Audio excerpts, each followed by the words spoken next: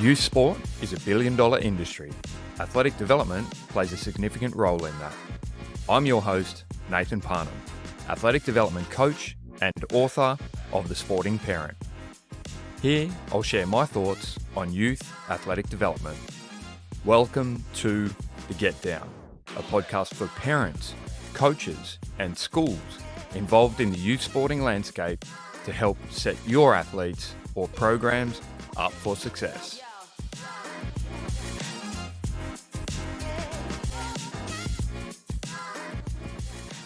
Welcome to The Get Down. This is our first guest episode of many to come. And this one packs a punch like no other for a variety of different reasons. Now, our first guest has had a huge impact on my career and personal development. He started out as my lecturer at university, offered me my first internship, and then through those opportunities eventually transpired through association into me getting my first full-time strength and conditioning gig. It didn't matter where he was around the world, he still made time for me to get his thoughts and share his opinions on a variety of different things going through at the time from a professional and personal standpoint, which I'm extremely grateful and forever in debt for. So it made sense that for the first guest and for the guest episodes that I throw it out there and see if he was interested in coming on the podcast.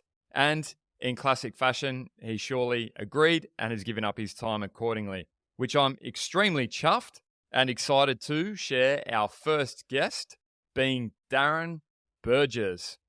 Burjo's reputation precedes him, having worked for many of the best or top clubs and athletes along the way throughout the country and throughout the world. So his resume lists something along the lines of Port Adelaide in the AFL, Football Australia being the Socceroos, Liverpool Football Club in the English Premier League, Arsenal Football Club, Melbourne Football Club in the AFL and securing a premiership, Western United FC in the A-League, and currently the Adelaide Football Club in the AFL. Before we get stuck into today's episode, I just want to give a huge thanks to our platinum sponsor, Play. Play is a global leader in high-performance fit-outs. I've worked with a team at Play for many years now, not only due to the quality of products, but because I fundamentally align with their vision to inspire human performance. From their industry-proven athletic flooring, Icon X racks, to their equipment line, they are a testament to what high performance is all about. Check them out at play.us or on social media to learn more, including our show notes for further information. This guest episode is brought to you by Gymaware, the #1 velocity-based training company in the market. Been around for over 22 years and is deservingly synonymous with VBT. Gymaware Flex, in particular, is greatly desired by high schools due to its modest price point, ease of use with youth athletes, and for me personally in these environments, it suits multiple purposes, which is why I've highlighted in episode number 3, the necessity in choosing technology for that reason in the school settings. Gymaware has recently launched a Fundamentals of VBT certification led by elite weightlifting coach Travis Marsh. The course is accredited by the ASCA and the NSCA with CEU points, which always comes in handy in furthering your education. It's 30% off until February end using code VBTFUN30, so jump on it ASAP.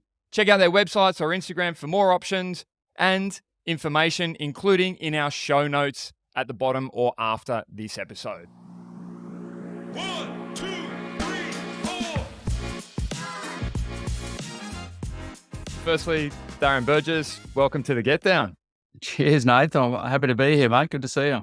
Yeah, likewise. I really appreciate the time that you've given us and the listeners as well. So I want to get into this straight away because I know you've got some unique experiences and particularly around the world across different sports. So let's kick it off. So I suppose the first question I've got for you is, given, I'm personally not from an AFL background, as many of the listeners and particularly the international listeners aren't either, can you explain a little bit about the AFL draft and what it actually entails? I guess for anyone listening from the US, it's similar to that model where the best 17-year-old kids in the country nominate for the draft. And in the year leading up to the draft, they play in a tournament, which is essentially a state versus state tournament. They go through a number of testing rounds, both state-based and a national draft combine, similar to the NFL combine, where they go through physical tests as well as a heavy interview process. And then in theory, the teams that finish at the bottom of the AFL ladder get first pick in the draft, which is essentially how it works. However, you can trade draft picks and players for draft picks, so it doesn't always work out that way. But that's essentially what happens. It's an equalisation measure, and yeah, it works reasonably well. So what are the big rock physical tests, I suppose, that are involved with that? Yeah, it's an interesting question because they have actually changed, but the main tests that they look at are an endurance and a speed test. They're the two things that are the most often cited, which is slightly incorrect, as in it's slightly misguided because, or certainly in my research, my PhD, we found that the agility test in combination with the speed test were the two best predictors of 10-year career success in the AFL. So, but not a lot of people have a lot of time for the agility test because, as you know, within the industry, it's debated as to how agility is measured. But certainly in the years that I went to the draft combine, it was just, I would just sit at the agility and just watch the way the players moved.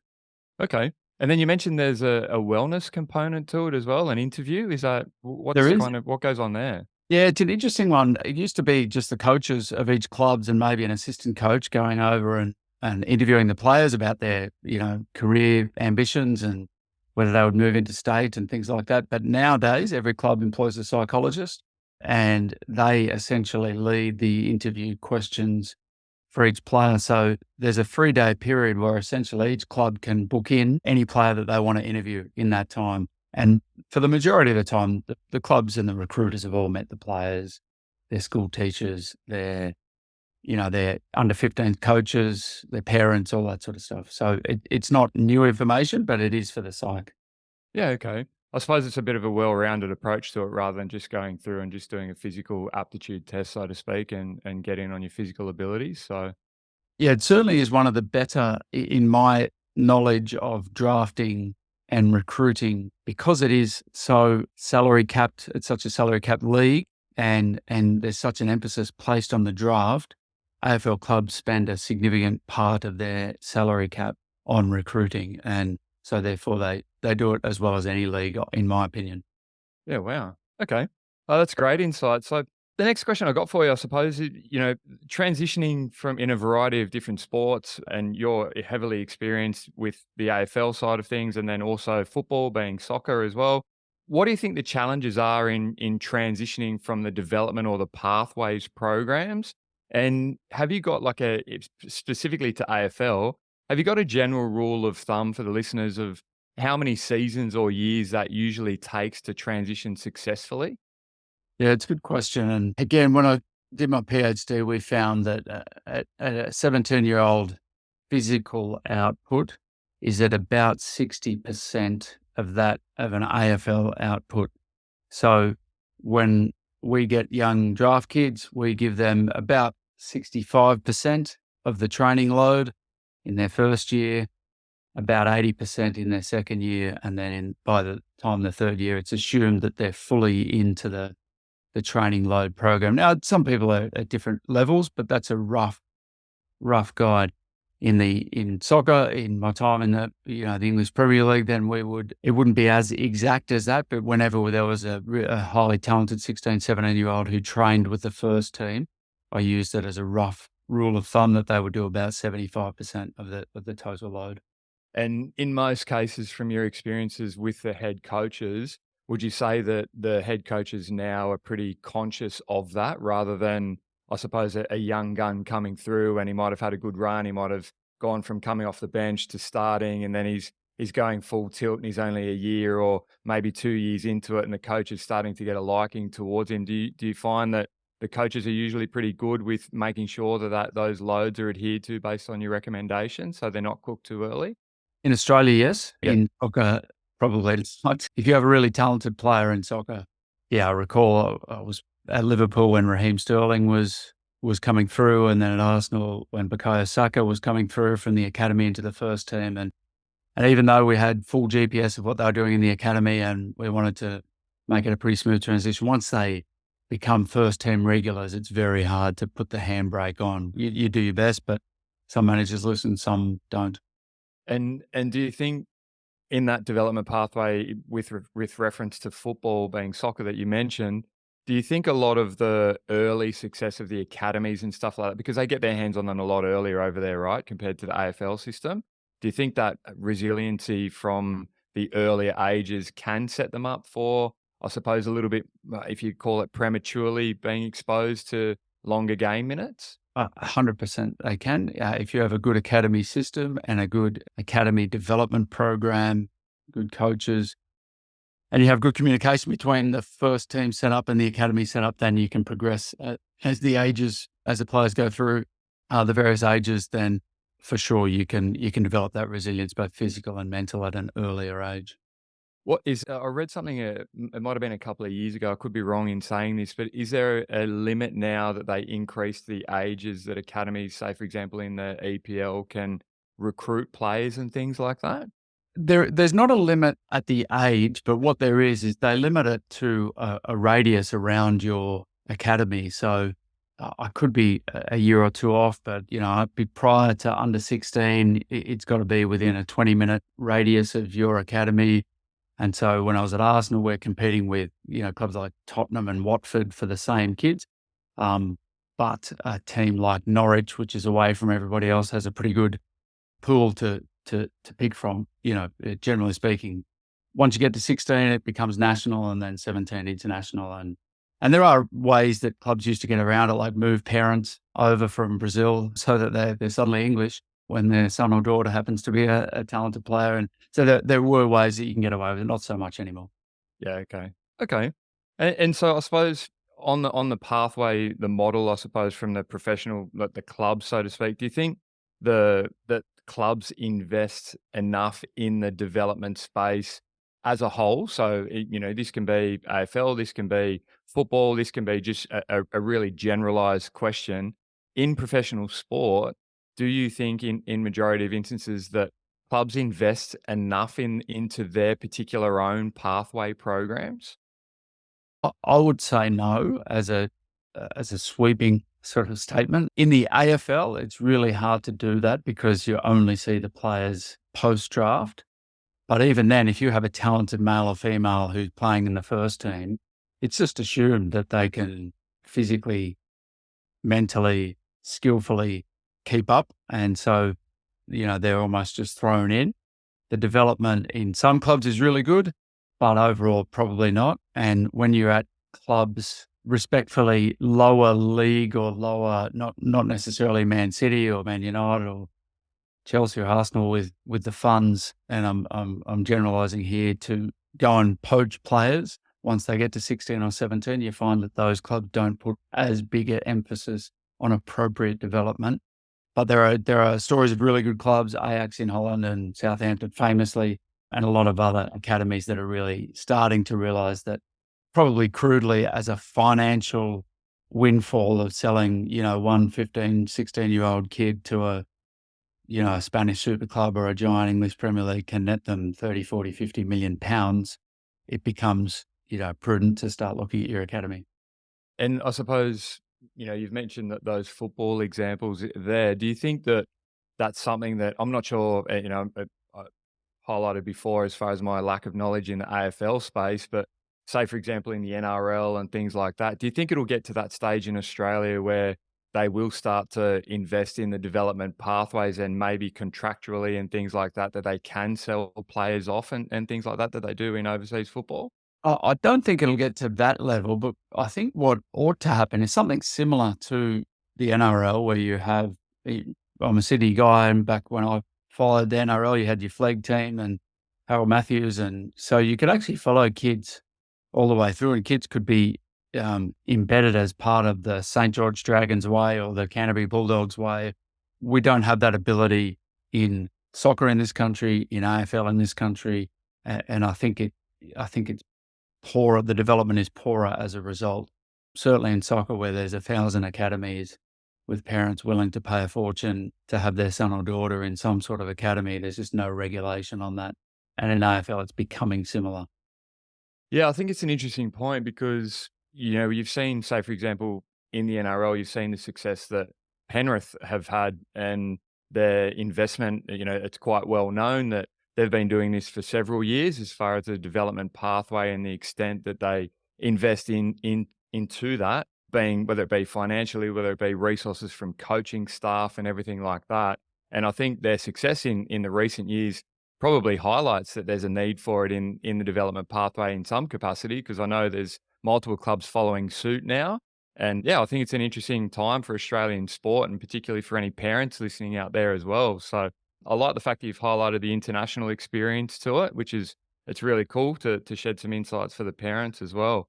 So I suppose one big thing that I'm interested in, and I know a lot of the listeners would be interested in as well, is you've worked in AFL, you've worked in football, and you've seen, I suppose, the physical preparedness from the development pathways come through.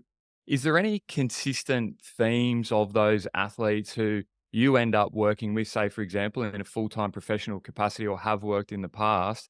Is there a consistent kind of level of athletic preparedness, I suppose? What are those kind of things that stand out for you? It's a good question, and I reckon I'm directing the answer as much to parents as to practitioners.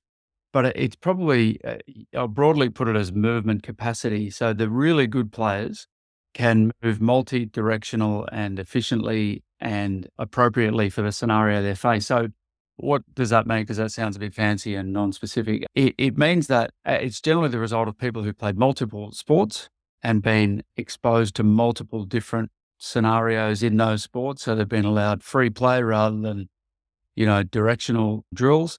And they've been allowed to sort of almost self-experiment with the ball or with whatever device that they're using. So undoubtedly, if you said to me, who are the top, 5 players that you've worked with in any sport, if we went back through their history, they would have played multiple sports and been exposed to multiple different movement patterns.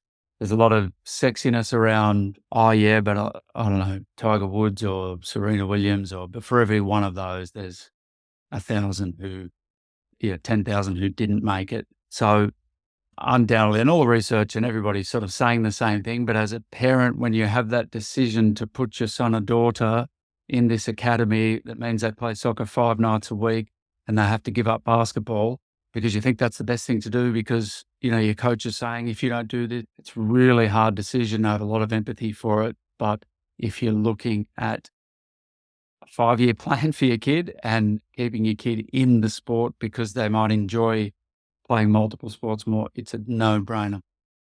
Yeah, I think it's great that you've actually raised it because, as you said, you use the example of saying, 5 nights football and whatnot. A lot of parents, a lot of the questions that, say, for example, I get when it comes to the parents is they say, yeah, but he wants to do it or she wants to do it. So I'm just enrolling them in so that they can just keep playing football. But what you're suggesting is, in majority of instances, those largely successful ones who make it long term in the professional realm, is that it's more about, trying to get them to explore multiple sports and then giving them the opportunity to eventually become intrinsically motivated to come through and break through for that longevity. Yeah, no doubt. There's probably a cutoff point at around about 14 or 15, generally in most sports, where you might need to be more specific. What I would say to those parents, I'm sure it's really hard. I'm sure it really is. My kids aren't particularly sporting kids, so I might not have this dilemma in a few years. But if you look at the best academies, and let's just take football, soccer, over the years, Ajax, for example, have been. Now, if you went to an Ajax academy, even though the kids are full-time, or Bayern Munich and those academies that have been really good and have the funds to do so, 2 or 3 times a week, those kids are doing some other sport. Basketball, korfball in Holland, gymnastics. They're doing movement, just different movement, taekwondo and capoeira and things like that. You're referring to while they're in the academy? While they're in the academies. The academy's providing that, right? Yeah, they're in Yeah, a soccer outfit and we're doing a training session today. No, we're not practicing our free kicks or our juggling or whatever skills.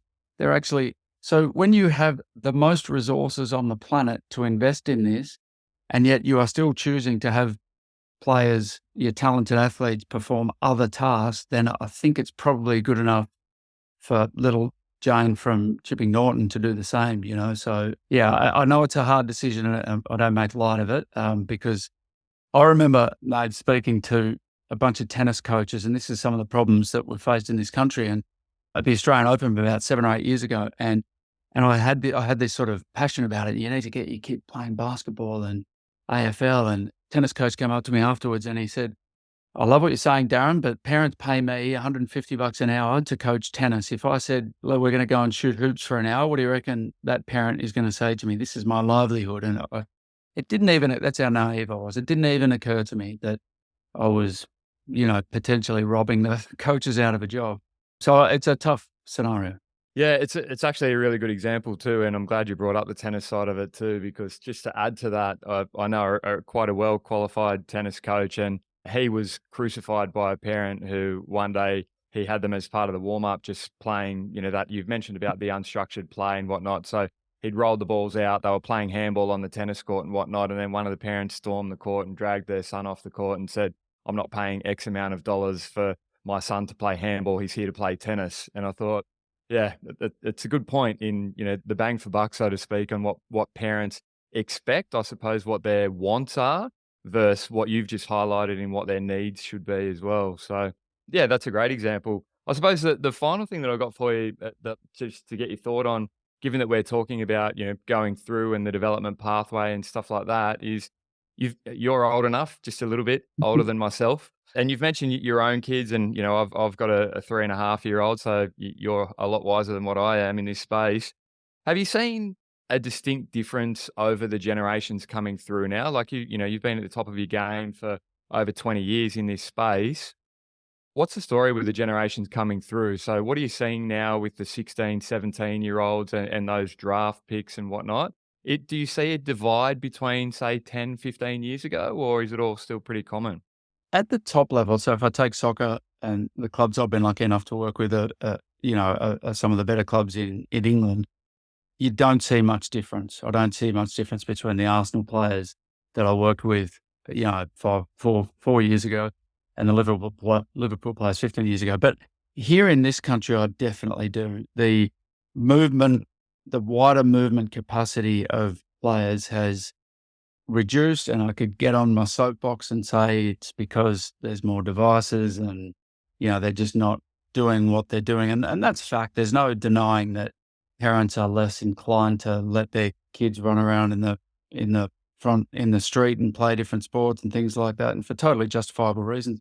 But I just think the general movement capacity of our kids has decreased, and it sounds like a grumpy old man saying it. I can hear myself saying it, but that's what I'm seeing coming through is we're having to teach more fun. Even we recruited some kids 2 years ago who they're like, he's ready to play. Recruiters, he's ready to play, like he's big and he's chunky. And they were strong in linear planes and, in a bench press, which they had been doing since they were 15. But in multi-directional planes, they were so weak and just broke down immediately, even on a reduced program. So they just don't have those core movement skills that perhaps more exposure to free play gave us when we were little. Yeah, and I suppose just in light of that, and you've kind of alluded to with what you've said, but do you think that you're starting to see now? I feel like I am, but obviously I don't work at the level that you do. But do you feel that sometimes you're seeing, you might see a first round draft pick or something like that come through, and if you're fortunate enough to work with them and get them in your system, and then say, for example, they might be doing cross training, or the boys, might pull out a cricket ball and cricket bat or whatever, which sometimes, hopefully, it doesn't happen in the gym, but outside of that, and are they kind of almost ill-equipped that they don't know what to do outside of their specific sport that they've been essentially trained in for so long and so early? Yeah, I'll tell you what I did this year, which the practitioners listening are just going to say, Burgess lost it if he ever had it. I pulled out some agility ladders, right? And I am a fan, so I'm just going to say that right now because everyone disses them, but I'm just going to keep it real and say, you know what? You don't need to throw everything out just because they might not be targeting a specific quality.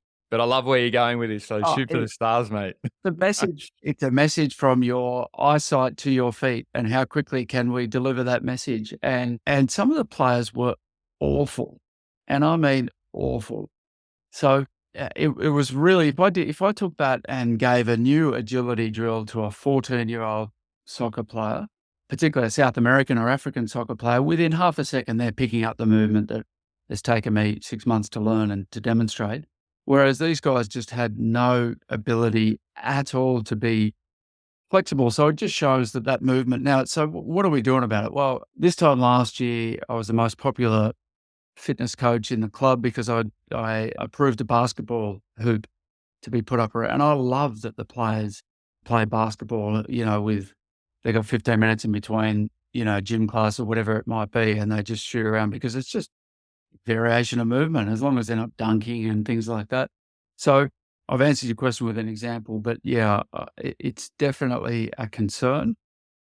And I think one of the other things that's happening is, and we're to blame as strength coaches and fitness coaches and what have you, is we say these kids need to get strong, so they squat and bench press.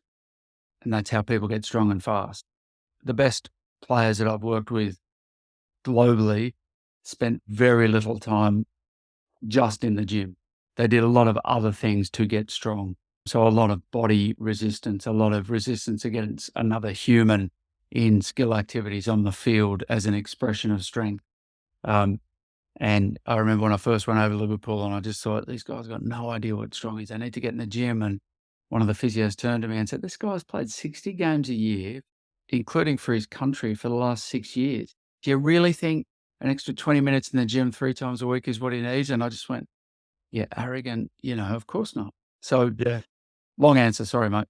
No, that's great. I love it. And I think, in support of that too, I just love the fact that I think as, if you want to call it strength coaches, whoever works in your department, or if you're a bit like myself being the jack of all trades in the youth setting, I think sometimes we can feel like we're changing the world and it has to be done this way. But the reality of it is, if we actually take a bigger step back and go, well, what does this 12, 14, year-old boy or girl need? We'll probably find that it's probably not bench press and squatting, right?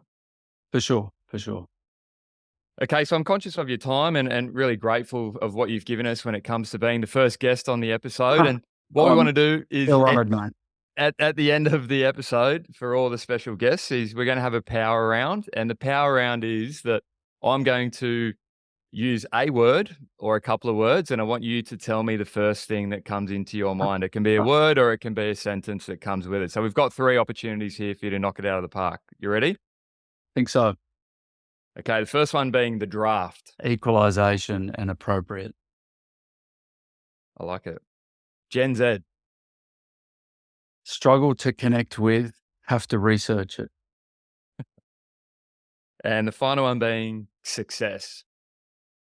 Developing players and, most importantly for me, developing staff. Awesome. I love it.